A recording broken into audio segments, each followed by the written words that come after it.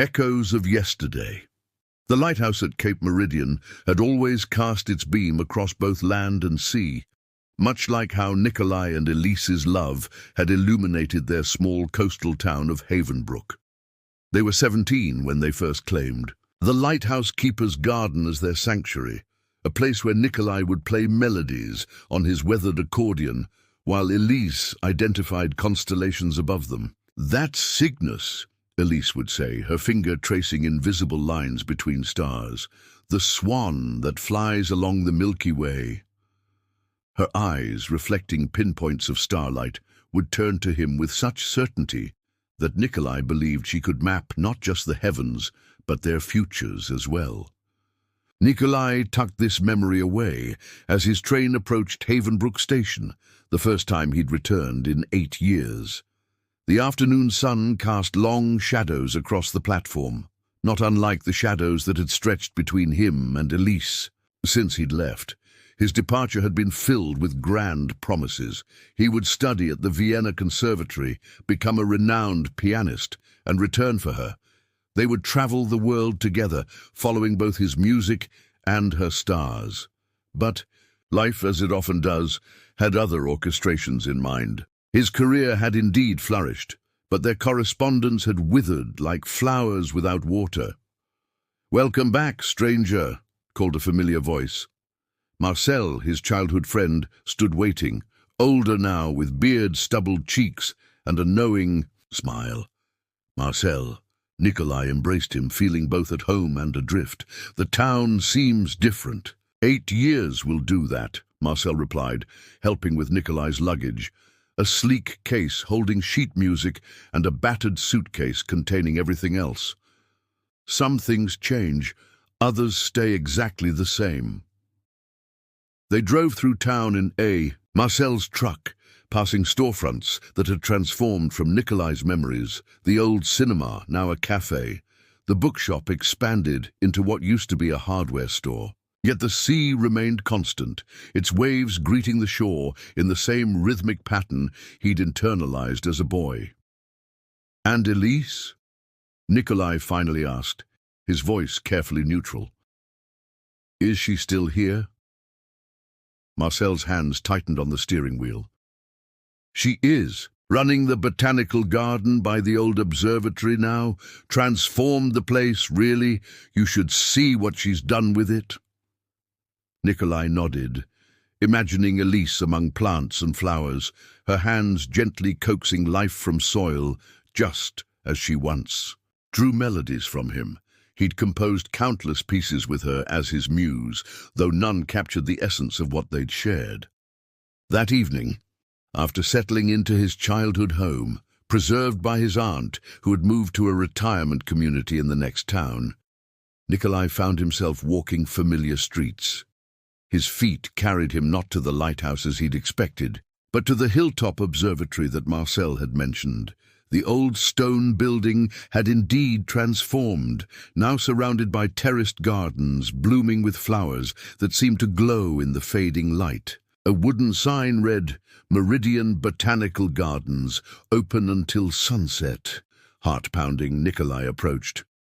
Through wide windows, he could see a slender figure arranging potted plants on shelves.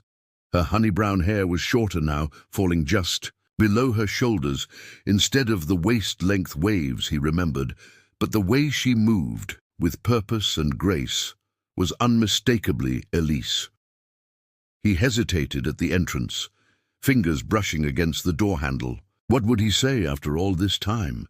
The carefully rehearsed speeches he'd prepared on the train now seemed hollow, inadequate for the moment. Before he could decide, the door opened, and there she stood. "I'm sorry, we're just about to close." Elise began, then stopped. Recognition flickered across her face, quickly replaced by something else, something guarded. "Nikolai," she said, her voice even, not warm with remembrance, not cold with resentment, just polite, as though greeting a distant acquaintance from another lifetime. "Welcome back to Havenbrook."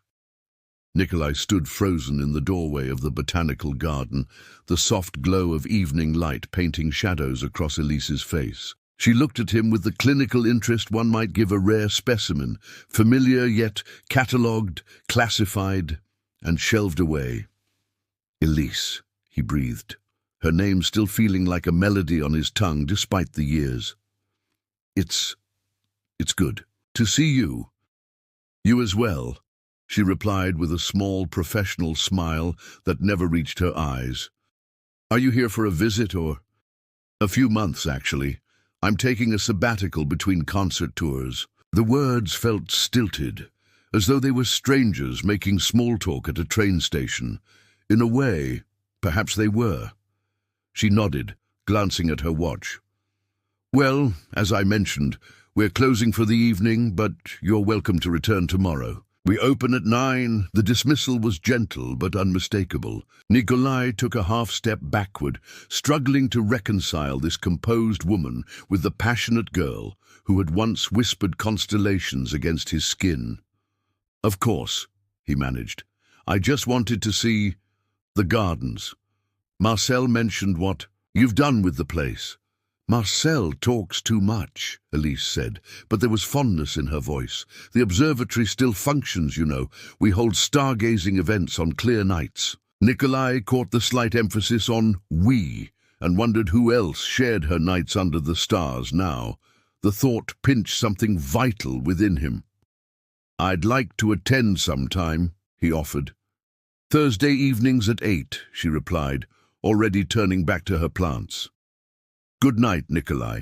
He walked home through deepening twilight, the town settling around him like a familiar but ill-fitting coat.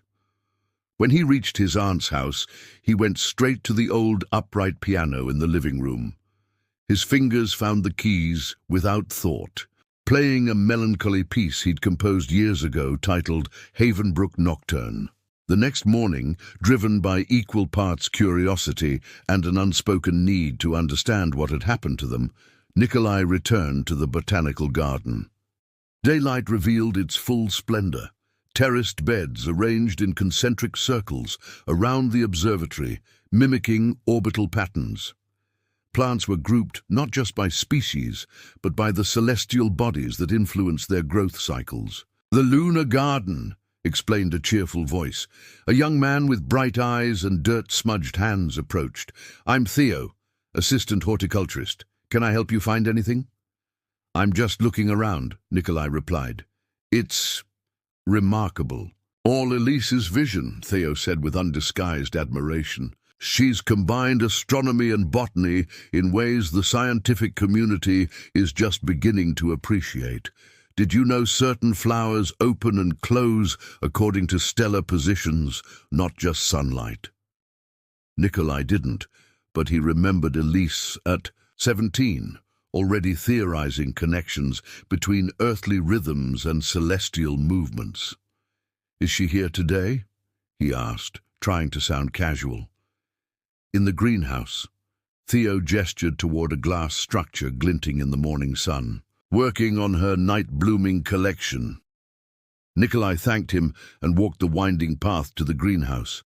Inside, humidity wrapped around him like an embrace, carrying scents of earth and green growing things.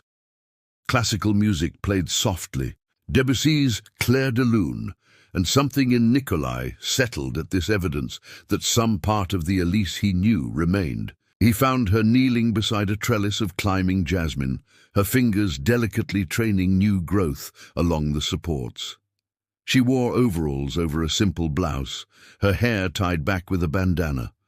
Nikolai thought she had never looked more beautiful. Your assistant said I'd find you here, he said softly, not wanting to startle her. She glanced up, surprise briefly crossing her features before that same neutral expression returned. Nikolai, did you come for the tour? Actually, he began, gathering courage, I came to ask if you need volunteers. I have time on my hands and... He gestured to the gardens visible through the glass walls. What you've created here is extraordinary. Elise stood, brushing soil from her hands. You want to volunteer at a botanical garden? Her skepticism was palpable. What does a concert pianist know about cultivating plants? Nothing, he admitted, but I'm willing to learn. She studied him for a long moment. Why are you really here, Nikolai? The question hung between them, heavy with unspoken history. He could lie, offer some palatable explanation about community service or boredom. Instead, he chose a partial truth. I missed this place. I missed... He stopped short of saying, you. I missed home. Something flickered in her eyes, perhaps recognition of the half-truth, perhaps her own memories surfacing against her will. Finally, she sighed. We could use help preparing for the summer solstice celebration. It's our biggest fundraising event. She handed him a pair of gardening gloves from her pocket. Start by weeding the south beds. Theo can show you which plants to leave alone. It wasn't forgiveness or even acknowledgement of their past, but it was an opening, a small crack in whatever wall she had built around their history. For the next week, Nikolai arrived each morning at the gardens, trading his pianist's hands. To soil and sun, he learned the difference between beneficial weeds and invasive species, how to prune without damaging new growth, and the careful art of transplanting seedlings. His back ached, and his fingernails harbored permanent crescents of dirt, but he felt more grounded than he had in years. Elise maintained her distance, directing him through Theo or speaking in brief, practical sentences when they did interact. Yet occasionally he would catch her watching him with an unreadable expression before she quickly turned away. On his 8th day volunteering, Nikolai arrived to find a small pot on the workbench with his name written on a simple tag. Inside grew a tiny, night-blooming cereus, its delicate stem promising future blossoms. Elise said to give you this, Theo explained, grinning. Said you've graduated from weeding to actual cultivation. Nikolai cradled the pot, understanding the gesture represented more than horticultural progress. That evening, as he carefully placed the plant on his windowsill, he noticed a familiar constellation through the glass, Cygnus, the swan, gliding across the darkening sky. For the first time since returning to Havenbrook, he allowed himself to hope. Seeds of remembrance, the night-blooming cereus became Nikolai's silent companion. Each evening, he studied its progress, recalling Elise's meticulous instructions on water and light exposure. According to Theo, these rare plants flowered perhaps once a year, their blossoms opening for a single night before withering at dawn. Beauty as fleeting as it was extraordinary. Much like certain opportunities in life, Nikolai murmured to the plant one evening, 3 weeks into his return to Havenbrook. The parallel to his own situation wasn't lost on him. His time at the botanical gardens had settled into a rhythm. Mornings were spent with Theo, learning the science behind Elise's vision, how she'd mapped the gardens to reflect celestial movements, creating micro-environments that mimicked distant biomes. Afternoons often found him working alone, grateful for the meditative quality of gardening, so different from yet complementary to his music. Elise remained an orbit away, present, influential, but rarely engaging directly. Until today. You've been diligent, her voice startled him as he knelt beside a bed of lunar-influenced flowers, carefully removing aphids from delicate stems. Nikolai looked up, shielding his eyes against the afternoon sun that haloed her figure. These plants deserve proper care. Something like amusement flickered across her face. The renowned Nikolai Voss, who once declared he'd rather die than waste his talent in this backwater town, now concerned about aphids on moonflowers. The direct reference to their past, the first she'd made, caught him off guard. People change, Elise. Do they? She knelt beside him, taking the organic spray from his hands and demonstrating the correct application technique. Or do they simply reveal different facets of who they've always been? Her proximity sent his pulse racing, memories cascading through him. her laughter under starlight, the press of her hands against his as they traced constellations, the salt water, taste of her tears the morning he'd left. Both, perhaps, he answered carefully. I was young and arrogant then. And now? Her eyes met his directly, for the first time since his return. Now I understand what I left behind. Elise's expression shuttered, the brief connection severed. She stood abruptly. The Thursday night observatory session needs another guide. Our usual volunteer is ill. Can you handle it? The change of subject was deliberate, but Nikolai recognized the opportunity it presented. I'm not exactly knowledgeable about astronomy. You remember enough, she said, her tone making it unclear whether this was accusation or acknowledgement. Basic constellation identification is sufficient. I'll handle the telescope demonstrations. That evening, Nikolai arrived early, finding Elise adjusting the massive telescope that dominated the observatory's domed ceiling. She wore a deep blue dress that reminded him of the night sky itself, her professional demeanor a stark contrast to the wild-hearted girl who once dreamed aloud under the same stars. Visitors began arriving, families with curious children, elderly, couples, a few solitary stargazers. Nikolai found himself assigned to the Western observation deck, pointing out basic constellations to enthusiastic guests. Despite his initial hesitation, the knowledge returned easily. Elise had been a thorough teacher in their youth. That's Perseus, he explained to a wide-eyed child. See how those stars form the shape of a hero. He's carrying the head of Medusa, a fearsome creature with snakes for hair. Like in the movie, the boy exclaimed. Nikolai smiled. The stories in the stars inspired those movies long before either of us was born. As the evening progressed, he found himself watching Elise whenever possible. She moved among guests with quiet confidence, her knowledge evident in every explanation, her passion visible in animated gestures toward the heavens. This was a woman who had built something meaningful from her dreams. Without him. The crowd thinned as the night deepened. Eventually, only a few dedicated stargazers remained, clustered around the main telescope where Elise pointed out distant nebulae. Nikolai busied himself collecting discarded program pamphlets, stealing glances at her silhouetted figure against the dome's opening to the night sky. You remembered more than I expected, Elise said later, as they closed the observatory, her voice echoing in the empty space.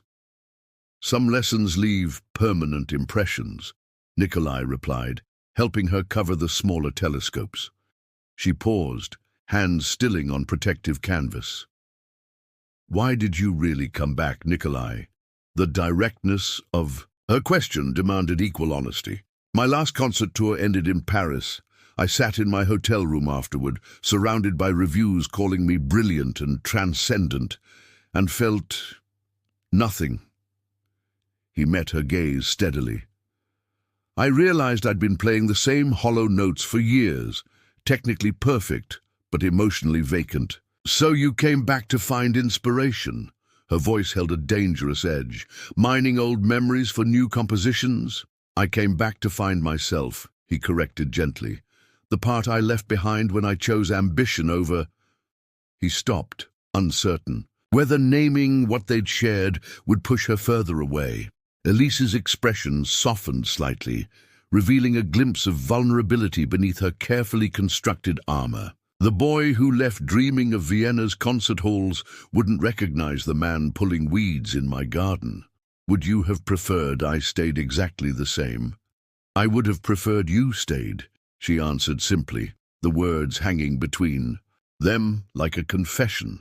Before he could respond, she turned away, busying herself with the logbook.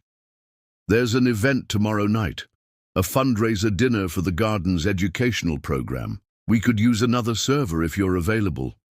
The change of subject was abrupt, but Nikolai recognized it for what it was.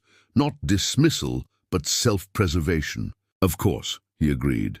What time? As he walked home under the same stars they once claimed as their own, Nikolai felt something shift between them. Not forgiveness, not yet, but perhaps the beginning of understanding.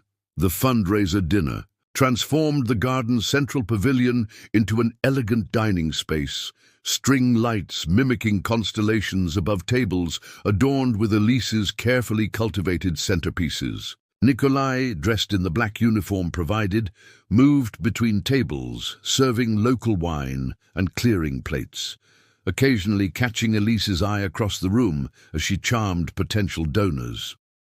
During a brief lull, he found himself near the dessert, on a table where an elderly woman studied him with unconcealed interest. "You're Nikolai Voss," she stated, her keen eyes bright behind fashionable glasses. "I saw you perform Rachmaninoff in Boston last year." "You have me at a disadvantage," he smiled, balancing an empty tray. "Josephine Winters.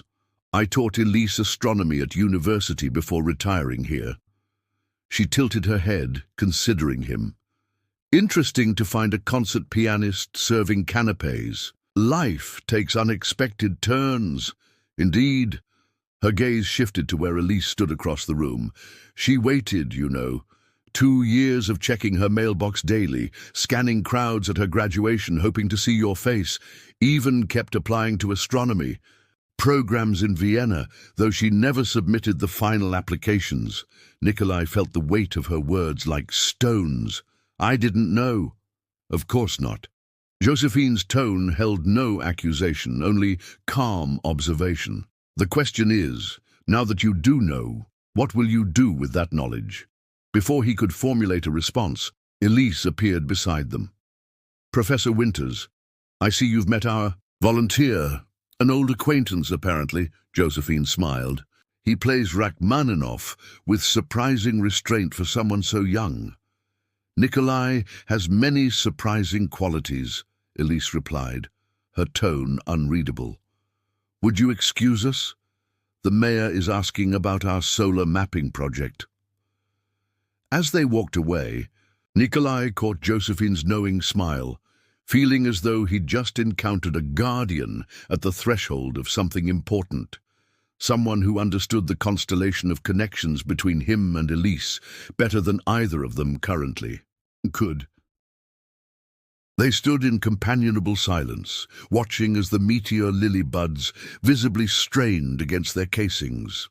One by one, staff members and volunteers finished their closing duties and departed, calling goodnight into the gathering darkness. Eventually, only Nikolai and Elise remained. The garden wrapped in night's embrace, illuminated by the strategic placement of soft lights that mimicked starlight. "You don't have to stay," Elise said, though her tone lacked conviction. "I'd like to," he replied simply. "If that's all right." She nodded, settling onto the stone bench. After a moment's hesitation, Nikolai joined her, careful to maintain a respectful distance. Above them, the observatory dome stood open to the heavens, revealing a tapestry of stars emerging as true night descended. "I'm leaving in 2 weeks," he said finally, the words falling between them like stones into still water. "My sabbatical ends. There's a concert series in Prague, then Berlin." Elise's face remained composed, though her fingers tightened slightly where they rested on the bench. "Of course, you have commitments." "I do," he acknowledged, "but not the same ones I had when I arrived." She turned to him then, starlight catching in her eyes. "Meaning?" Nikolai chose his words carefully, understanding their weight. 8 years ago, I left believing success meant never looking back, never compromising my ambition for anything or anyone. I measured growth by distance covered, achievements unlocked, applause received, and now? Her question held no challenge, only genuine curiosity. "Now I understand that growth isn't always linear. Sometimes it's circular, returning to your roots to discover they've deepened in your absence." He gestured to the garden around them. "You've created something miraculous here, Elise, not despite staying, but because of it. You've transformed limitations into foundations." A faint smile touched her lips. Quite poetic for a man who once declared this town a prison for his talents. I was young and terrified, he admitted, afraid that loving this place, loving you, might somehow diminish me. The confession hung between them, neither denied nor embraced. After a moment, Elise spoke, her voice softer than he'd heard since his return. I was angry for so long, not just at you, but at myself for waiting, for believing in promises spoken under meteor showers. She looked toward her rebellious lilies. Eventually, I realized the only way forward was to rebuild around the absence, to find purpose beyond the waiting. You succeeded brilliantly, Nikolai said with genuine admiration. I did, she agreed, confidence tempered with hard-won wisdom. That's what you need to understand, Nikolai. I'm not the girl who needs rescuing from a small town anymore. I've built a life that matters to me. I know, he said gently. I'm not offering rescue, just possibility. Before she could respond, movement caught their attention. The first meteor lily was unfurling, its petals peeling back in slow, deliberate motion to reveal an interior of luminescent silver blue that seemed to capture and reflect starlight. One by one, the others followed, a choreographed opening that transformed the garden corner into a constellation of earthbound stars. Extraordinary, Nikolai whispered, transfixed. Elise moved from the bench to kneel beside the flowers, her expression a mixture of scientific fascination and pure wonder. The pigmentation is responding to something, perhaps a magnetic fluctuation or atmospheric anomaly we can't perceive. As if in answer, a streak of light cut across the sky above, a single brilliant meteor, unexpected and out of season. Elise gasped softly. Impossible. Another followed, then another. Not the Perseids, but some minor shower unmarked on celestial calendars, coinciding perfectly with her flower's rebellion. Your lilies knew, Nikolai said quietly, joining her beside the blooms. They were listening to something beyond our understanding. Elise's scientific reserve crumbled slightly as she watched meteors reflecting in her silver flowers. All these years studying connections between cosmos and Earth, and still the universe finds ways to humble me. They knelt side by side in the garden, witnesses to unexplainable synchronicity. After several silent moments, Elise spoke without looking at him. I can't go back to who we were, Nikolai. I'm not asking you to, he answered. The past remains what it was, beautiful, painful, formative. I'm interested in who we might become. She turned to him then, the careful walls constructed over years of his absence, finally lowering enough to reveal vulnerability beneath. And what happens after Prague and Berlin? More tours, more distant cities. I won't put my life on hold again. I'm not asking you to, Nikolai said, reaching slowly to take her hand, giving her every opportunity to pull away. She didn't. But what if there's a third option beyond staying or leaving? What if we create something new entirely? Overhead, meteors continued their unexpected dance across the sky. Below, their earthly counterparts bloomed in silvery splendor, defying careful plans and scientific predictions. Between these miracles, two people who had once mapped their futures in constellations sat with fingers tentatively intertwined. What did you have in mind? Elise asked, her voice steady despite the tremor in her hand. Nikolai smiled.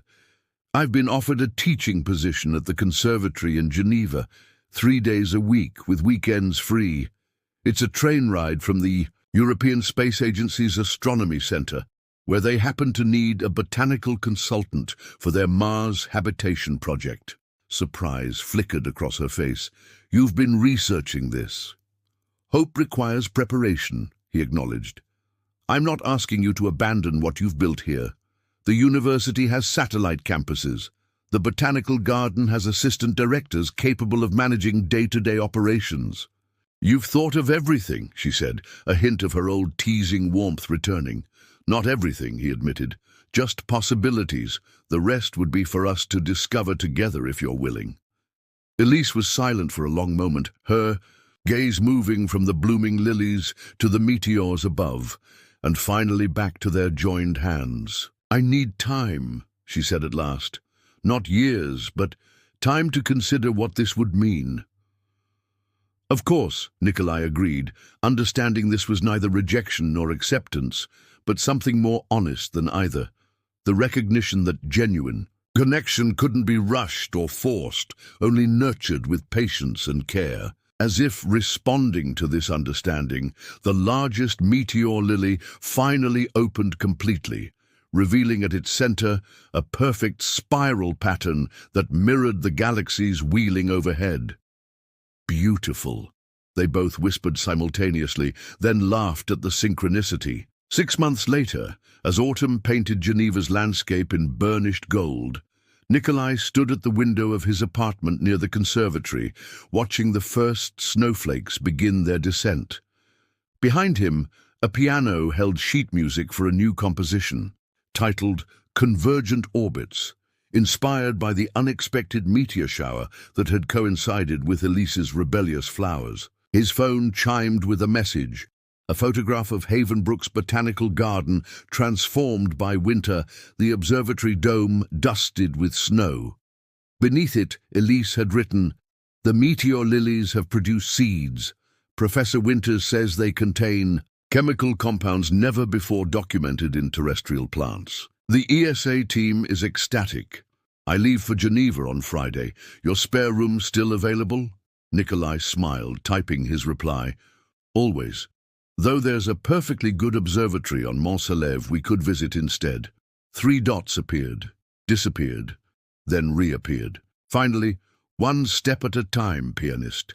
First, let's see if we can share a continent without catastrophe. The stars have waited this long. They can wait a little longer." As snow continued falling, Nikolai returned to his piano, fingers finding notes that spoke of patient growth and unexpected blooming. Outside his window, Venus appeared briefly through parting clouds, the evening star, neither first nor last in the night sky, but precisely where it belonged in its own celestial journey. In Havenbrook, Elise closed her phone and returned to packing laboratory samples for transport to the European Space Agency. Through the garden office window, the same evening star caught her attention. She paused, allowing herself a moment of quiet anticipation.